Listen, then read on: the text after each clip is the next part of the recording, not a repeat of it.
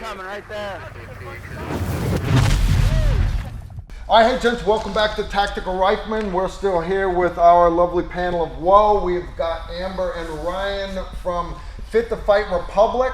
We're even doing this live right now on their channel, which is kind of awesome. You guys got to wait for it to be recorded later on because we care more about them than we do you. And then I've got the rest of my team here with me, Instructor Z and his sidekick, Emery. Oh, he's so cute. All right, now we got some great questions for this video here. First one, we were talking earlier about human trafficking. Knoxville has a human trafficking problem. A lot of people don't realize it, but it is here in the U.S.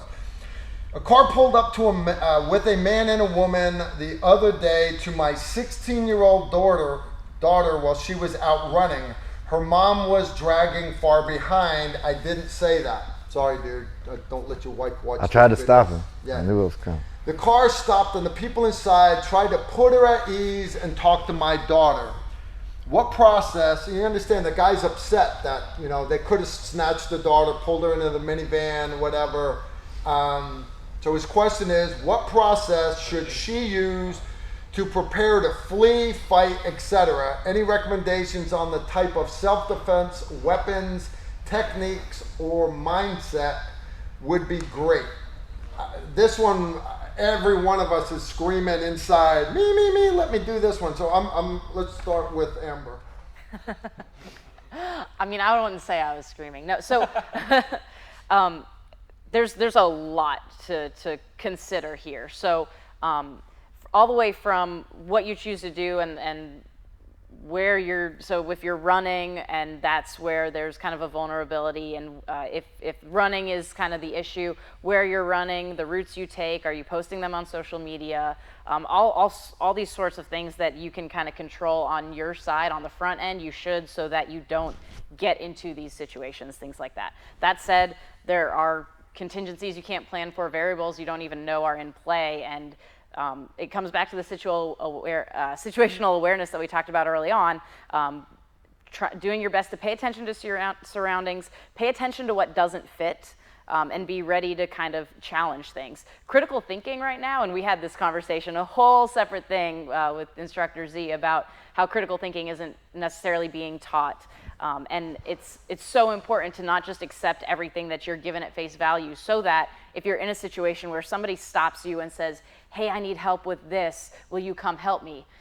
Your mind shouldn't immediately be, yes, I need to go help. It should be, well, why is this person picking me in this environment to go help them with this? Does this seem right? Does this make sense to me? And we need to challenge those things just from not a self-defense skill set ability, but the mindset and your critical thinking abilities are so important here.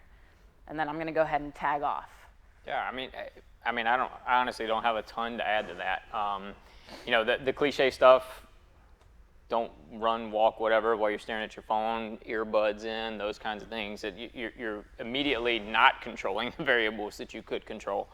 You know, in terms of skills and weapons and all that kind of stuff, I mean, we're talking about a 16-year-old girl, right? Mm-hmm. 16-year-olds, they have a lot going on in their lives. 16-year-old girl is probably not looking to carry a gun or a knife or anything. So it's going to have to be something that fits within their lifestyle, because you can put you can go spend whatever kind of money you want to spend, but if it's not something that they're going to train with or they're going to carry, it's more of a liability to them than anything else. Maybe it's a false sense of security, or maybe they end up arming the other person, or whatever it is. So I think controlling variables on the front end, like Amber talked about, being aware of where you're going, not necessarily even just where you are. Like, what's the plan? Am I just out for a jog and I don't even know where I'm going? I should know what point A to point B is, and how to get back from there if something happens. What if the weather gets bad? What if, you know, whatever? Do I have exigency plans beyond just A to B if that's what I'm doing? You know, trying not to run alone. They weren't running alone, just somebody couldn't keep up with her. Mom was at least trying. In her defense, Mom was trying. But I think just, you know, controlling as much as you can. Yeah, I mean, I'm all for learning how to fight, for sure. Letting, especially at 16, I don't think that's something that's top of mind, And a 16-year-old girl is probably not thinking about their abilities to rip somebody's eyes out, if they needed to, that sounds gross, I don't think I could do that, but they could do that, right? They have the same 10 fingers that I have. It's just more training and understanding the mindset to do that. So It depends. it depends, man. It's one thing to say, well, all you have to do is, give them this knife, give them this weekend training course, and then give them this other thing. But if that doesn't fit with who they are and what their life is, that's going to be, wasted time, wasted money, and probably you make them more of a liability than not. So I think controlling as much as you can before it gets to that situation is ideal. And then beyond that, if you can get them into some legit training, I think you're probably going to deal with 99.8% of the problems. On that, get them training. Yeah. Right, she's college girl or high school girl in her case, picking classes. But if she wasn't going to college, there's college classes she had to take, high school classes she had to take. She didn't want to take. Nobody wants to take algebra, but they have to take it. Likewise, maybe she did. She's the one exception. You as a parent, remember, everybody wants to be your kid's friend. No, your job is to be a good parent. And that's what's wrong with a lot of society right now is the lack of parenting. They don't want to take that algebra class. They may not want to take the self-defense class, but just in what they would learn in a single afternoon class or a weekend class of self-defense for young women or self-defense for this, just simply the first hour of it that's on situational awareness, and where the class and the instructors, and that's their job, is to relay this to the students. You may not be able to teach your students that because your students don't want to hear what you said, because just like you when you were a kid, dad doesn't know anything. You don't know anything. You don't. Your dad didn't know anything. But if you force them to go sit through that class, that weekend class with Emery, I gave my daughter a certificate in a box for Christmas that had 2 Spyderco knives in it. Yeah, I'm mental. But that certificate was a knife fighting class with Emery. She was allowed to bring 3 sorority girls with her. It was a Christmas present, right? She doesn't have to do it. Yeah, actually she does. You can make either your kids, you can get them that education. So anyways, it starts with situational awareness, combat mindset.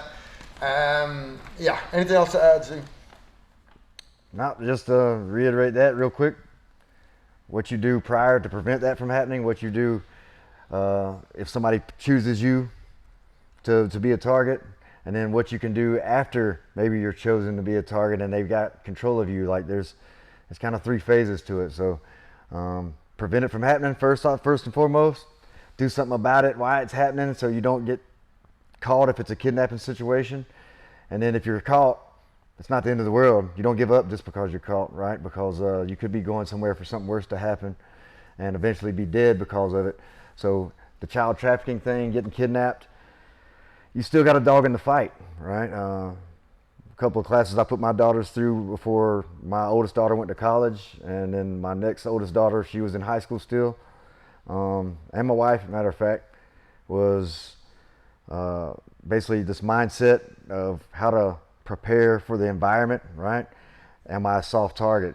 What can I control? What I'm doing, the environment I'm in, and then the criminal. The criminal, usually you can't control that. If they see you as an opportunity or they're out of their mind and they just want to hurt somebody, you can't really control that. But what environment and what can I control that lessens the chances of me becoming a target? And then what happens when you do become a target? Am I fighting? How do I get away? How do I use improvised things? That mindset. And then the last thing was breaking out of restraints, figuring out how to get out of something, getting duct tape and breaking it with certain things that you might have on your body, thinking about that stuff in the moment instead of just saying, fuck, I'm scared and it's all lost. I'm still not giving up. You got to have that mindset. And I know anybody, if you capture me and put me in a trunk, I would be a little spun trying to get control of my thoughts and figure out what's important now. And I'd be very emotional, obviously. But once I got settled down, I need to have an idea of what I'm going to do in that moment. So those 3 phases: prevent it, take care of it in the moment, don't give up once you've lost or been captured.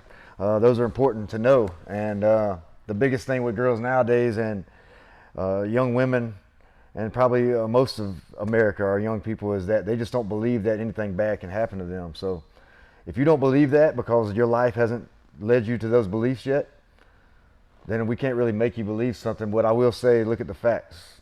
All people are capable of evil things, right? Usually it's just a couple decisions here and there in life that differentiates us between someone who we consider a criminal, and go ahead and accept that we're animals. And then animals that want something, some people are in need more than others. And when you're in need and you perceive that I want something or need something more than I can stand, you will look for opportunities to get that. And that's essentially what people that do evil are. They feel like they need to do something, they look for the opportunity to do it, and they do it. So it can happen to you, it will happen to you, and those variables that Ryan has talked about, that's what we're trying to control. And some of those variables are you somebody that looks like an opportunity to me? So control that. Let me address 2 things that go into what Z was saying as number 2, right? If you're already in that event, 2 things. First of all, do not let yourself get into that vehicle, right? That's, once you're in that vehicle, it's way harder to do anything about it, okay? Don't let yourself get drug into the vehicle, into the building, whatever. In order to do that, right, because we're not going to teach you guys Kung Fu here over the internet, something we were talking about before, right? Has anybody ever picked up a cat that doesn't want to be picked up? Right? Worst case scenario, you be that cat. You scratch, you scream, you claw, you go completely ballistic. It's very hard to control you that way, right? So without giving you any sort of technique or anything, you just have to be a complete nut and go nuts. The second somebody grabs you, flip out, scream at the top of your lungs, claw their eyeballs, rip their hair out, kick them in the nuts, do what you got to do. Just go nuts. It makes you very, very hard to control. And don't expect somebody to come save you. Yeah, just because you make a lot of noise. You're on your Yep. own. Nobody's coming. I at least have that mindset. I can show you tons of CCTV videos of people getting snatched and people walking right by, or people getting attacked and people walking right by, or people getting attacked and somebody pulling out their phone to video it. Nobody's coming to help you. You're responsible for you. And to talk about the part of the question that we didn't answer, trying to say, okay, what self-defense do we take?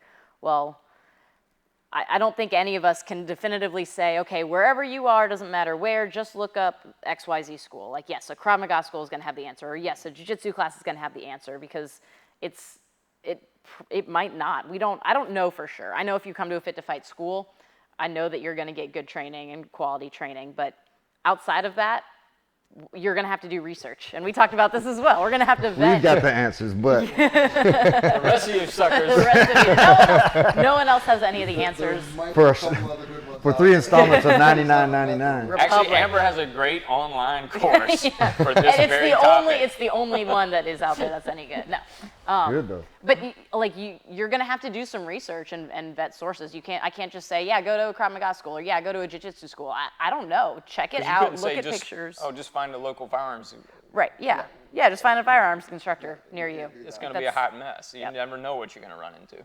Yep. But get training. Don't just rely on these videos. All right, get training. The first time you ever try to get out of flex cuffs should not be in the trunk of a car when you've just been snatched. So By the way, let me add one more thing. Guys, when we go to fight training and Krav Maga and boxing and all that, we're always learning how to defend ourselves, right? Very few people actually teach you how to defend a third person, right? So, in the military, especially if you're in some sort of unit that deals, for example, with hostage rescue, right? We know that a lot of what we do in the Krav Maga or in the combatives section of hostage rescue isn't me against this guy. right? It's this guy's holding this guy at gunpoint or woman or whatever, and how do I neutralize that? And so go seek that, ask for it, right, from somebody who knows what they're doing. They're allowed to have bobby pins. Oh, Dad's right here. Sorry, dude. I whacked my rabbit. You left your wife over there? Yeah, she hasn't whacked her rabbit yet. A little bit of pain, you could have got that next clip. From behind, reach around. How the hell did you get around? Dad gives his Good to go. consent. If that's something that you could do. Oh, that doesn't sound Mom, like not so much. No, I'm not responsible for what happened to you. Right up at the actually me. Well, yeah, but you're trying with the back parts No, out. I was he had it really on me. They're recorded. That be the duct tape.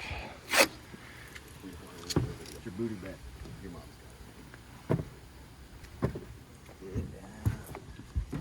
Get on in there. Turn your Help me head. put her feet in. Whichever way is comfortable for you.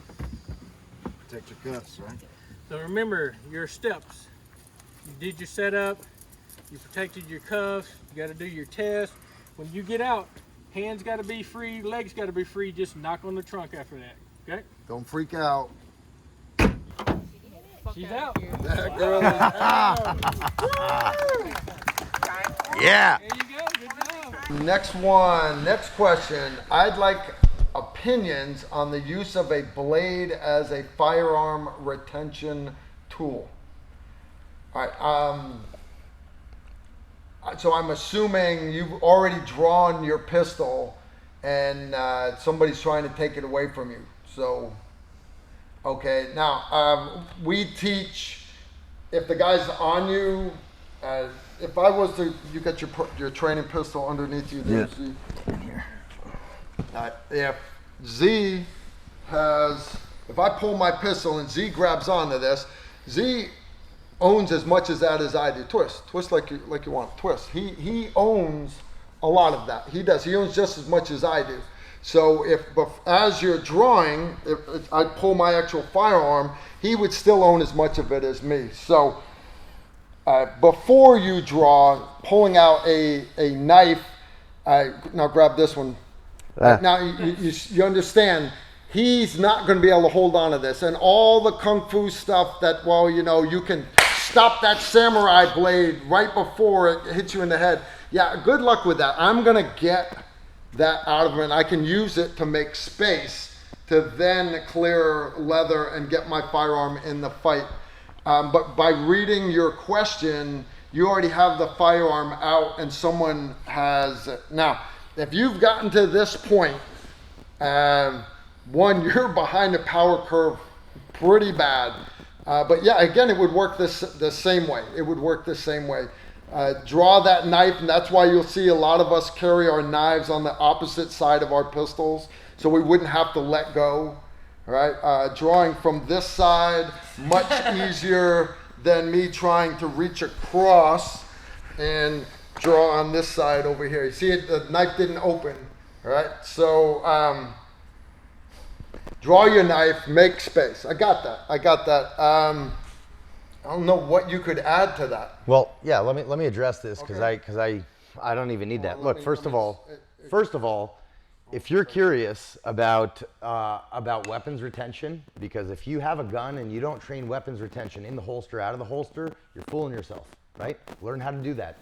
Second, Z and I have done, I think it was my first video, Tactical Rifleman. Z and I have done a video on weapons retention.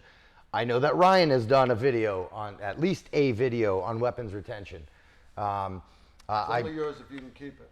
It's only yours if you can keep it. And, you know, we've talked about this a lot in classes. We do all that stuff. So we've discussed this, weapons retention. I think I mentioned in that video, I've had my gun grabbed in an operation. It sucks. But I kept it, right? As far as using a knife for it, I think I'd like to second what Carl was saying. I mean, I think they're implying that you have a gun and a knife out. If you have both out, really, what's your purpose? What are you trying to do? Are you trying to not shoot accurately? Well, you're right. You tend to run fast on Call of Duty because when you got a pistol and a knife, you run faster. Oh, that's what I'm missing. No, Okay, well, I'm stupid. that's the bottom line. The fact that No, you but- even know that, Z. I got a 12-year-old son, and I play Call Yeah, of Duty. you're right. You're But right. look, a knife is a wonderful retention tool. A lot of you'll notice I have a little, it's not a karambit, but a little K-bar deal on the front left side of my battle belt, one of them. And that's one of the thoughts, right?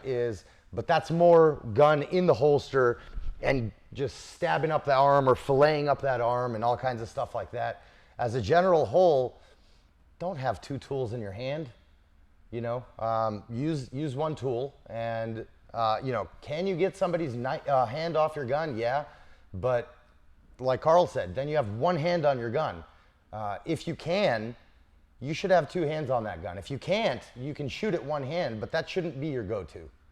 So yeah, there's moves. I don't want to get into it because I don't think it's worth the time. But in holster, you're saying. For in holster, it's helpful. You don't need a knife to keep your gun in your holster. You need training. A knife can be very, very helpful. A knife can get somebody to do a lot of things. It just, if you're talking about just very abstract, if Emery reaches over here to do anything to me and I cut his hand, it's probably going to keep him from doing whatever he's trying to do. Again. Yeah, don't forget the fact that if you have a gun in one hand, that can be a dangerous tool if you don't know what you're doing. A knife can be equally dangerous if you don't know what you're doing. And if you're not incredibly well trained, you have two ways to hurt yourself and others now without intending to, and mainly yourself, right? You will hurt yourself. If you're carrying a weapon, you know there's at least that weapon in the fight. And it's not, right now it's yours, but that doesn't mean it can't be theirs, so. Anything else to add, Ryan? No? All right. Fast on Call of Duty. Faster on Call of Duty. You heard it here, guys. The trick is out. How to make level 12. You got to run faster with the knife and the pistol on Call of Duty. First checkpoint pass. So. Okay. All right. Let's do one for Ryan here. Any opinions on a defender hitting first? Do it. Amen. Amen. I mean, context always matters, but you know, the truth is, and what I've experienced myself and what I've seen, the person that goes first has a huge advantage to winning a fight, whether that's, you know, hands, guns, knives, whatever. And so a big part of what we teach is preemptive striking, you know, teaching not only the physical side of it, but the behavioral side and the psychological side, because like we talked earlier, it's relatively easy to teach somebody how to hit somebody else in the face. Mm-hmm. It's not easy to teach that person how to make the decision to do that, especially when that person, you know, maybe they're bigger, they're towering over, and they're yelling at them because you just cut them off in traffic. You're already dealing with somebody that's clearly not rational, and they're yelling at you and spit's coming out of their mouth, and you know, you're just trying to de-escalate or talk your way out. If they've gotten this close already, you're already behind the curve. They're bigger than you, they're pissed off, you can't de-escalate.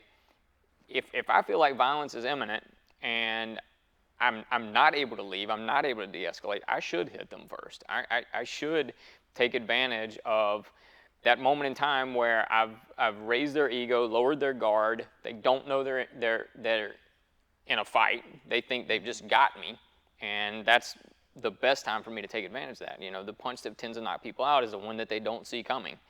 And so if I can get that guy that's, you know, his arms are behind his back and he's puffing out his chest and sticking out his chin, that's like Christmas and my birthday at the same time. You know, I mean, he's giving me everything that I need to make that preemptive shot. I'm not saying, you know, not because they took my parking place or something, but there's a time and place where you should preempt, where you should be first, if we talk about controlling variables, that's one of the biggest ways for me to control. Honestly, everything else that we teach, I feel like, is because I failed in that pre-contact range. I failed in my ability to control space. I failed in my ability to de-escalate. I failed in my ability to hit them first, if that's what it was called for. And now I've got a gun on me. Now I've got a knife on me. Now I'm being punched. Now I'm being tackled. Now I'm being choked, whatever. And now I have to be able to fight. And it's all because I failed that pre-contact, that preemptive range. So I mean, honestly, like if you came to me and said, hey, if you could only teach one thing ever again, that would be it. You know, if I had to just teach one thing, because everything else to me is subordinate to that. Everything else is because I failed here. I failed in controlling this range, this space, and honestly, like de-escalation. And that could be failure based off of lack of situational awareness. Absolutely. I mean, it could be just I get out of my car and all of a sudden there's a dude there that I cut off and I didn't even know it. You know, I didn't even know I cut him off. So not that your negotiations necessarily failed, but you became a target because you didn't anticipate whatever was about to happen. Yep, absolutely. I'll tell you a really quick story. When I was in college, I worked. I managed a chain of pet stores. I lived half an hour from where my workplace was. I closed up that night, drove half an hour home. I pull up into the driveway. I'm tired. I've been there all day. Went to school. I was working 3 jobs at the time. I'm getting my stuff out. My car door is already open, and I hear a guy say, "Hey, dude." And I turn like this, and boom, I get cracked right in the side of the face. I had no idea there was anybody there. What they had done was they followed me all the way home, pulled up on the street, got out. So they didn't even pull up behind me. They knew what they were doing. I got cracked, and I go back into the seat. I was driving it's like a Saturn. So it had one of the little emergency brakes you pull up like this. At the end of this, that emergency brake was 90 degrees because of the way I was going back in the car. And I hope Mom's not listening. I had a pistol underneath the passenger seat because I'd moved it the day before because I'd been out with some people. And so I got this guy coming in on the driver's side. And so on the passenger side, all of a sudden the glass gets knocked out of that window. And now there's a dude behind me grabbing me. I had no idea. They'd been following me for 30 minutes or maybe even longer. I don't know how long they sat on the parking lot or whatever. You know, so that's a situation where I had no clue, you know, and I failed at every level and I never even knew I was in a fight, you know. So it's easy to say situational awareness, whatever, control variables. Sometimes stuff just happens, you know. Yeah, you're right. So I'm a big fan, a big believer of being first when it's called for. Well, also a big lesson from that is learn how to get hit. Yeah, absolutely. Get hit. Guys, don't be afraid to get hit. Yeah, the first time you get hit should not be when you're in a parking lot between 2 cars, you know, and all of a sudden you get cracked. So yeah,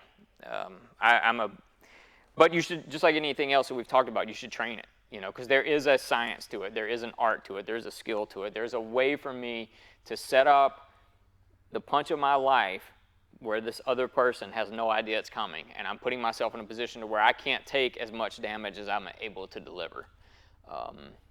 Raise their ego, lower their guard. You hear? Oh. That's all my viewers saying that. What happened? What happened in the car? That's what they're saying. Oh, yeah. Erica Did you die? and everybody, they're going to want to finish it now. Okay, so I died. No, so the glass gets knocked in on me, and there's glass everywhere. The guy that initially hit me is still coming in. I knew nothing about. I'd had plenty of fights, but I had no training or anything. Mm-hmm. So the guy that's coming in on me, I grab him by the hair and just start bouncing his head off the steering wheel. The guy behind me, I don't think he really knew what to do. Like once he knocked the glass out, he was kind of grabbing at me, but he wasn't really doing any damage. Well, there was a third guy that I didn't know about that was just driving the car, and he starts blowing the horn because I'm bouncing the guy's head off the steering wheel, which is also blowing the horn. I'm blowing the horn. And so this guy all of a sudden disappears, which makes this guy. I guess they just decided it wasn't worth it at that point because now I'm making a lot of noise and I'm in front of the. Yeah, he was saying, it's time to go. I don't know if another car was coming. I don't know. I just know that there was multiple horns happening and all of a sudden they're backing out and hauling ass. So. Assholes. Yeah. So I think where the waters get muddy as far as hitting the defender first is what the vast majority of what people know in our society as far as fighting is that 2 people come up and they start dick measuring. You can edit that out if you need to, but dick measuring, that's what that people perceive as fighting, like we did in high school before we knew. Posturing, yeah. Like we're posturing, we're doing this, and and we were counting on, we had like an unspoken agreement that we're just trying to see who's going to back down, and we know we don't really want to hit you first because then you're going to really be mad and try to fight me. That's like stirring up the hornet's nest. So can I just win this without doing anything?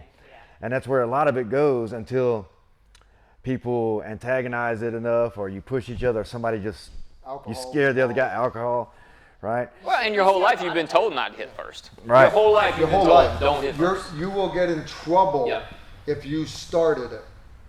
Right. I want you to finish it, but don't you start it. But we're also assuming how they're going to act based off of that posturing rule for our society. Like, so if you come up to me and you start to bump into me, why wouldn't I assume that you're trying to do something to me if you're trying to make contact with me in any form or fashion? And am I in a place where I can risk that? If you're a big ass guy and you're coming up and you're mad and you say, I ought to whoop your ass, like you basically threatened me, and you have the means to do so, and it's reasonable to believe so based off the way you're moving. Why am I going to wait? Yeah, I need to do something at that point. And if you have to hit, or at least redirect and make space. Make space. And we talked about this earlier in one of our videos, talking about giving yourself the time to process.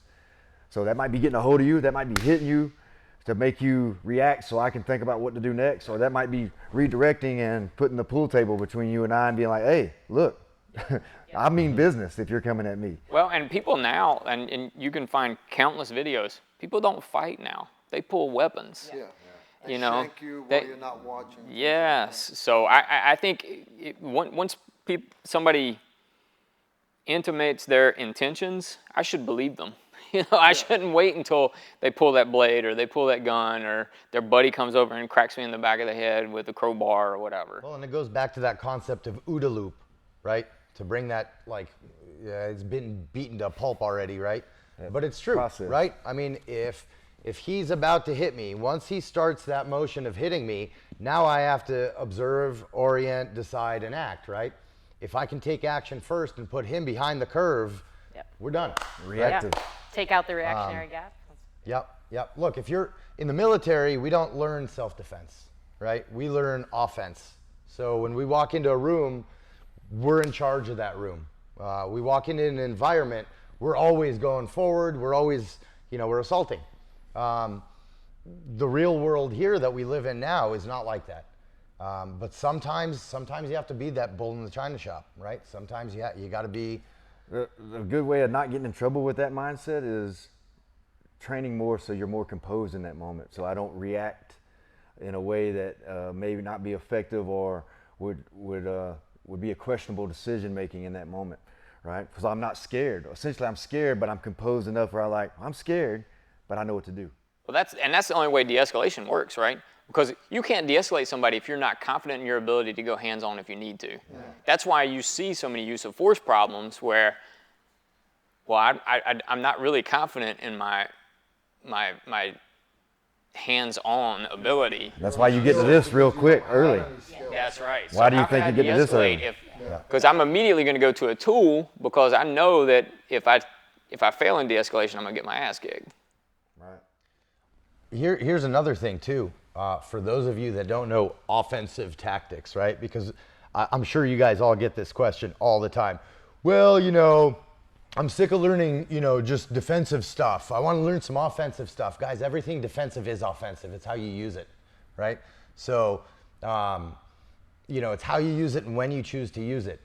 And that's the whole deal. If you learn something and you control that technique, let's say, you control that well, it's just a matter of timing in terms of whether it's offense or defense. That's intent. If I'm intending to do it first, then it's offensive, even if it's in a defensive context, right? One way I explain that to people that don't understand necessarily the military mindset approach is the principle of, like, sports. For any sport or competition that involves an opposition, right? What usually gets you ahead is dictating the pace. I dictate the pace. I dictate where we go, when we go, how we go, and that could be a defensive technique or an offensive technique, but I am dictating, and if you dictate the pace, you're making them reactive. You're staying ahead of them in the mental aspect and the physical aspect a lot of times, and that's what causes success. There are no sports where you win by defense. You might be able to hold something off, but you don't win. So if we look at self-defense and winning just being getting out of there alive, whatever that means, then you're not just defending yourself, you're getting offensive. Right. He says it all the time. I've never seen somebody self-defense themselves. You might have some techniques that you do for specific situations, but after that, it's a fight. Absolutely, and I think that's why, you know, in the military and Krav Maga too, you know, yes, it's all offensive. We're not trying to defend ourselves in the supermarket. But we will always start. They'll always start a drill where you're the underdog. You always start already having lost, and then you have to regain all that ground, because it goes back to exactly what Z said, right? You have to set the pace, and so when you train from behind, right? Train to come as the underdog. Train to be on the ground and get up and then fight 5 guys. Well, the Proverbs in the Bible, I think, says it best. If you can dodge a wrench, you can dodge a ball. For everybody that I know out there. That's my Carlism I say all the time. Is that like hitting somebody with a football bat? I guess we are not saying walk right up and just punch the guy right in the chin when you've cut him off. And especially if he looks at you sideways. That's not what we're saying. Try to de-escalate, but you read the situation, and when you realize this is not going to end well, then you have to seize the initiative. But at the same time, out loud, look, I don't want any trouble with you. Make sure you say it loud enough so everybody around, everybody hears it. So all the security cameras can see you. Exactly, all the cell phones. But be sincere about it. You want to de-escalate. Trust me, you don't want to burn another guy down. Try not to smile as much as Carl. Like, please don't attack me. Yeah. Well, and context is going to matter. It would be way easier for Amber to articulate why she hit Emery first than vice versa. Yeah. You know, when the cops show up, and they're going to show up eventually, somebody's going to. She can kick my ass. Somebody's going to show up. That's why I keep changing my hair. And you're going to have that conversation. Well, size disparity and yeah, I mean, all that stuff comes into play. All right, guys, so we got 3 questions in. Ryan, why don't you close this one out for us, man? I'm not a professional like you are. You don't need to be a I don't have professional. All you do is you look at the 180 camera Yep. and you say, hey, be sure to subscribe to mine and Amber's YouTube channel. Fit to fight. There we go. Okay. And then say, we'll see you next time. The next video in this series is going to be awesome. Yes, and then something about shooting straight. There you go. shoot straight, not We'll see crooked. y'all next time.